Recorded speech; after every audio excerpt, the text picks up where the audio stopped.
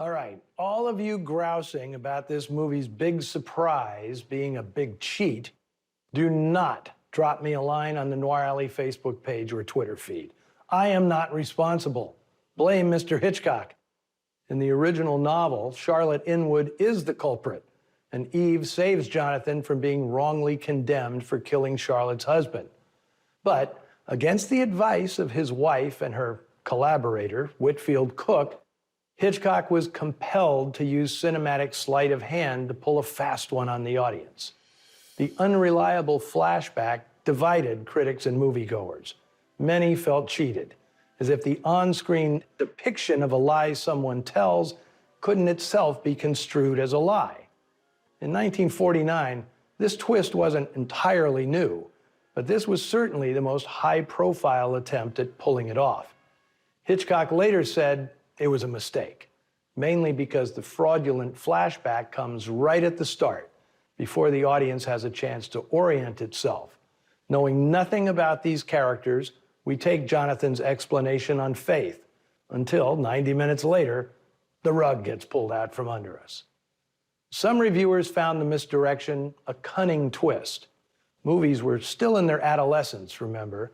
We hadn't yet learned that in cinema, seeing does not have to equal believing. Hitchcock gave us that lesson. And frankly, his lying flashback proved to be way ahead of its time.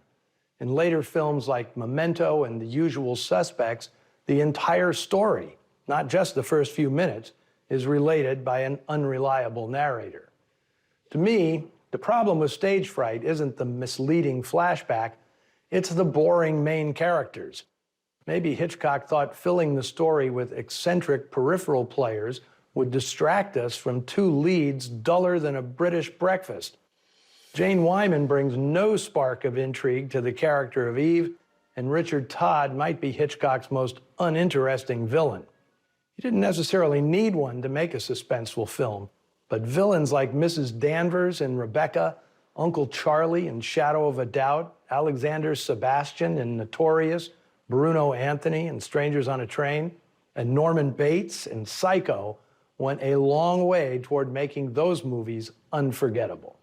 Maybe Hitchcock should have listened to his wife and stuck with Charlotte as the culprit. Marlene Dietrich was born to be a femme fatale, not a red herring. And for the record, she was not a performer Hitchcock could treat like cattle, which was how he famously claimed actors should be handled. Dietrich was in charge of her own image, telling cameraman Wilkie Cooper how she was to be lit and from what angle. And Hitchcock happily complied. Now, if you notice that sloppy special effect of Dietrich getting dressed in close-up while Richard Todd is in the background, that was necessitated in post-production because the censors objected to her being seen only partially clothed while Todd was in the same room. So a deep focus image was assembled from two separate shots. Hitchcock didn't stew long over the disappointment of stage fright. His next film, Strangers on a Train, began the most creative and exciting decade of his career, with masterpieces outnumbering the occasional misstep. But he wouldn't make another film in England until he returned there to make Frenzy, more than 20 years later. Next week, Ida Lupino is back in the alley in Woman in Hiding, a thriller about a newlywed fleeing from her murderous groom, which is going to be either Howard Duff or Stephen McNally. Meanwhile, I'll be waiting for you right here at bar 355. Unless, of course, this has all been a lying flashback and I'm just setting up my alibi. Tune in next week to find out.